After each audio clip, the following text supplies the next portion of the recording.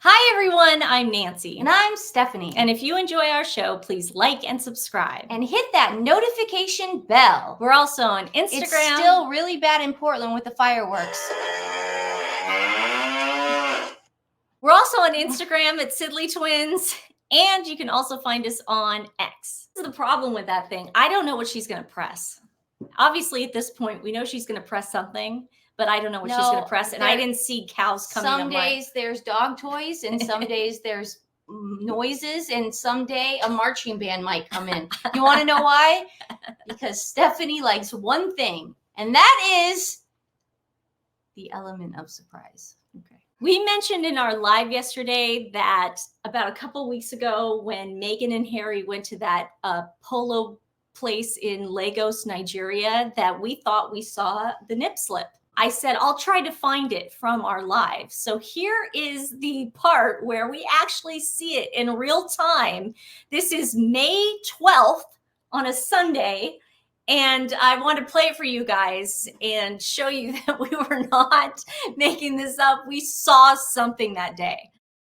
Watch, let's play that again.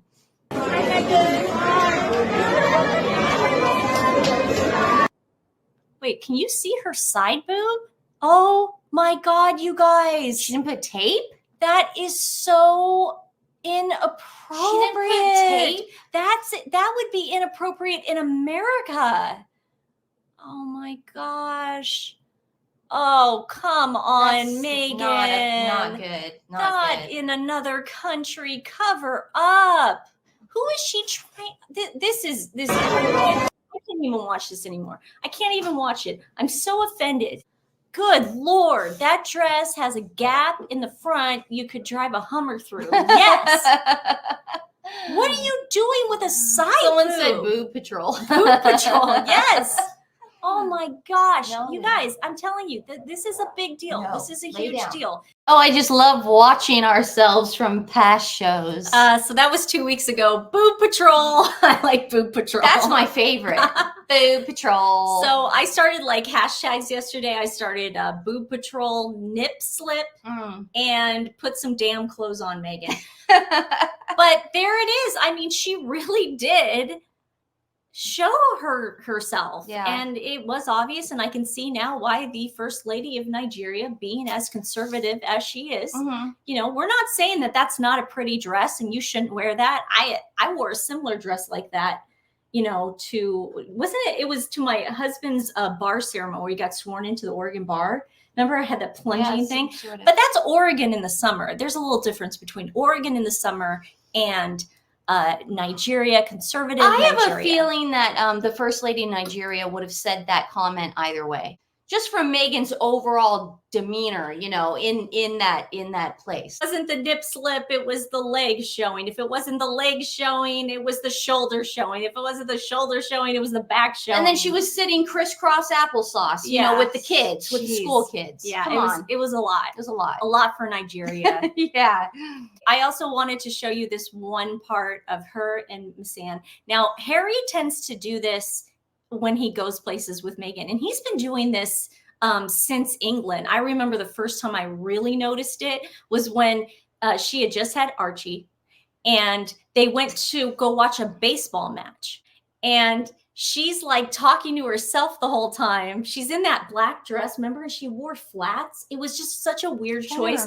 Okay, she walked literally out on a baseball field, a dugout, like dirt. Now, if I had just given birth to a baby, I would not wear a belt, but I think in her mind she wanted to look fuller. And by wearing flats, when you're short and you don't have a torso and you wear flats and you don't wear heels, you can look a little rounder. I just, knowing as someone with a small torso, it happens. You never saw this video? I'm trying to play. There's so many, Nancy. Okay, she is Don't get mad at me for that. No, she is literally talking to herself the whole time. It is just like the time she was talking to Serena Williams' mom, but she was really talking to herself. Or the time that she had the first outing with the Queen, and the Queen wasn't talking to her, but she was having these conversations by herself. Yes. Oh, I remember that like it was yesterday. But Harry did a lot of this in Dusseldorf, and he obviously did it in Nigeria too. But thank goodness Misan was sitting right next to her the whole time, and they could have a little inside joke. Oh, what to be a fly on the wall. Misan is smart enough to know, like I said,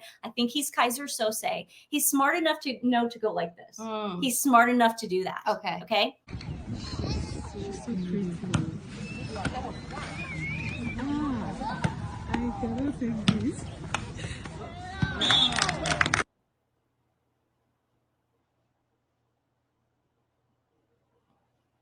I mean, look at that face. There's something so ominous about him and her. It's sinister.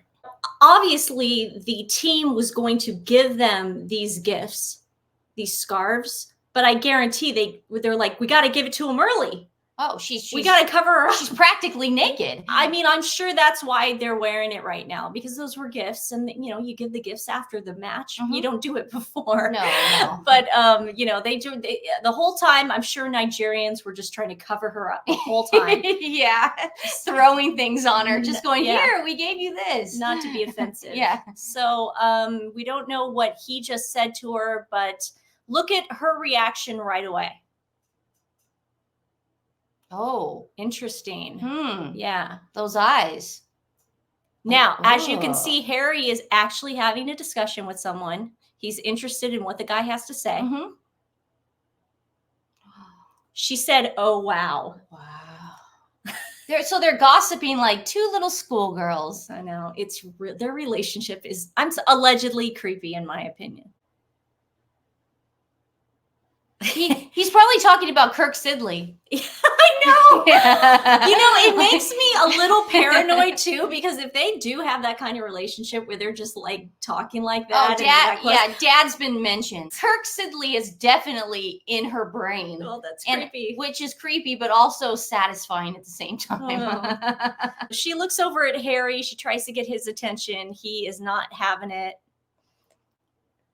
So then, of course, she's got to make up something like Misan said something funny. Yeah. And she did the, you know. Yeah, that fake thing. That fake thing. That she did with the Queen. I know. Now, this might be a little unpopular opinion. Actually, it might be a popular opinion. I don't know. What? But do you guys think that the way these two met, him being a billionaire son and having all this access, do you think that maybe they hooked up at one time, allegedly? I have thought about that. I don't think so, though. But you could be right. I mean, anything's possible at the Soho House, and he definitely was there. Definitely. So I don't know. Maybe. Look at that woman behind her, shooting daggers. Put some clothes on. Yeah, it's that fake laugh that it's in her head. I just want to know the cartoon that's cranking in her head right now. So that was just something I noticed. You'll probably see more of these. I always say, you know, Nigeria's done. I'm not going to bring it up anymore. But then I see a video like this. Hey, I can't say that. Sussex Squad keeps putting out these videos thinking that they're gold, and they make Meghan and Harry look like loved up lovers. And instead we get this. Yeah. So you know, that's what I saw. So I thought it was interesting. Now I want to thank the person on Twitter that sent this to me. I don't know if you want me to give you a shout out or not. I feel weird sometimes giving people shout outs unless I know that they either want it so if you want the shout out, tell me tonight and then I will give you a shout out. But remember when people in the live yesterday were saying that Meghan plagiarized the 48% Nigeria thing? I remember you guys saying that. Yeah.